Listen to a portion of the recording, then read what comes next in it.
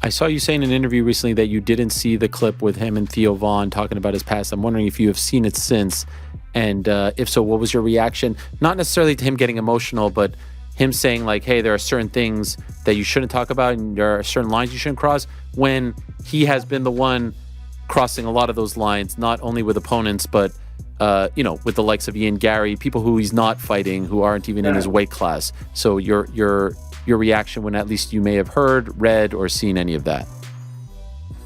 Yeah, I mean, I watched some clips on it. I didn't watch the whole interview. Like I said, watching grown man cry is not really my genre.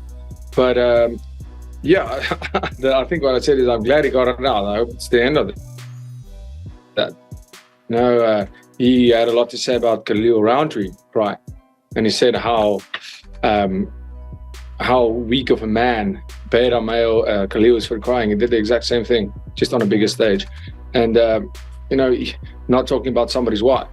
I'm assuming because he has somebody in his life now, that became a thing where he didn't care about Ian Gary's wife when he said what he said, and it wasn't his place to say anything. I mean, but whatever. I mean, he is what that's the one thing in this whole situation where I feel Sean, whatever he said, it doesn't matter because he's a funny character. I actually quite enjoy him.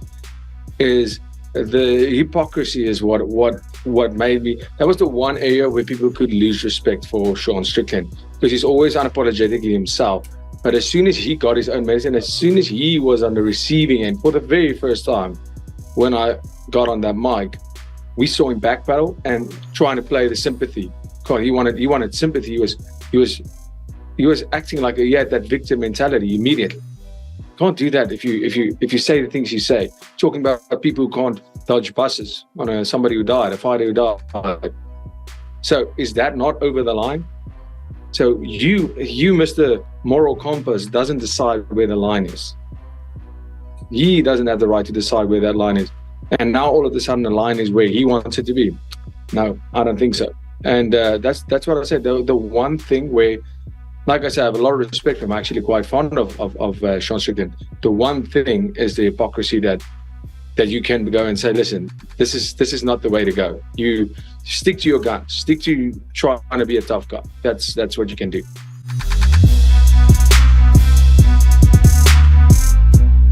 If Strickland can dictate the pace, he's going to blow DDP out of the water. If he can dictate the pace, just like he did with Izzy, just like he's done before, and avoid the big shot, which I think he's learned from the Alex Pereira fight, not to play that game.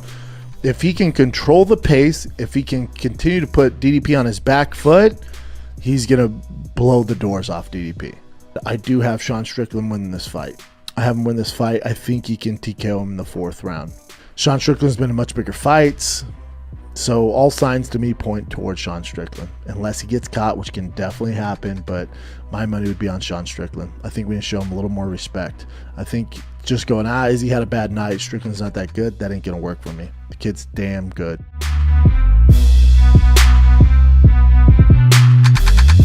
Magomed Ankalaev is the toughest matchup for anybody at the light heavyweight division. Why? The dude could strike, the dude could submit, and the most important thing, what Alex Pereira doesn't want, the dude could wrestle. Competitively, as a UFC fighter, Ankalaev is the toughest matchup. How do I see this fight going if Alex Pereira and Ankalaev do fight? I do give the edge to Ankalaev. He's a bigger man, he's got more tools, but when I start hearing things that he promised just to strike, and I'm just like, man, none of you damn heavyweights get it. None of you heavyweights truly know how to compete. It's all about trying to just put somebody out. Competitively, I think the Ankalaev fight is the kryptonite. but competitively, because of what's happening, because Jamal Hill just likes to strike, and he exposes his legs, he'll leave his legs open for you. And obviously there's a storyline there. The fact that he did beat your mentor, your training partner, Glover Teixeira. I mean, Yuri got revenge on Yuri Prochazka. You know who the other one is? Jamal Hill. You know who's got the upper hand here? Which I like it. I love what Alex Pereira is doing. He's trolling. He's trolling. He's calling everybody out. I tell you what, Alex Pereira, you are knowing how to play the game. And this is exactly how it's that you play the game.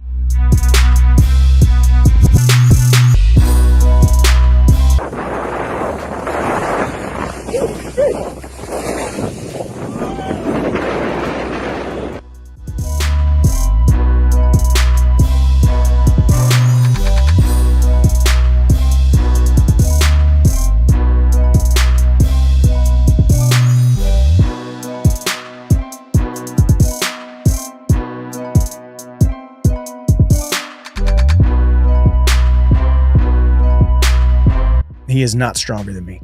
So I don't need to gain weight. I don't need to gain any more strength. I don't need to do any more than what I'm already doing. The dude is not stronger than me. Now, have we seen pictures of him looking big? Absolutely. Did we see him, a couple pictures leaked from the Roadhouse and he looked huge with the big beard and all that kind of stuff? Of course. He's not stronger than me. I would like anybody in the comments, I would like anybody to tag me in videos of him lifting heavy weights. Go out there and show me a video of Conor McGregor lifting heavy weights.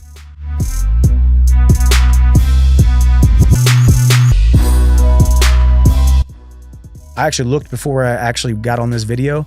You can't find any videos of this man lifting heavy weights. Now, take you back a couple years ago when John Jones said, hey, I'm no longer a 205er. I'm coming back and I'm jumping up to heavyweight. You remember those videos that were getting posted, that were circulating? John Jones deadlifting 1,000 pounds. John Jones throwing crazy amounts of weight on his back. Now I get it. He's a heavyweight, different than us 55, 70, 185ers, whatever, 55, 70 years.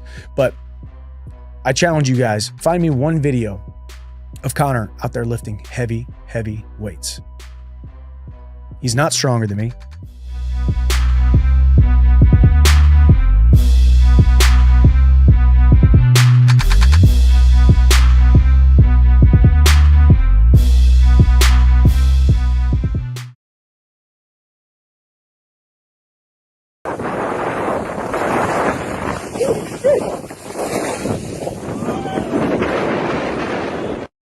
It's normal.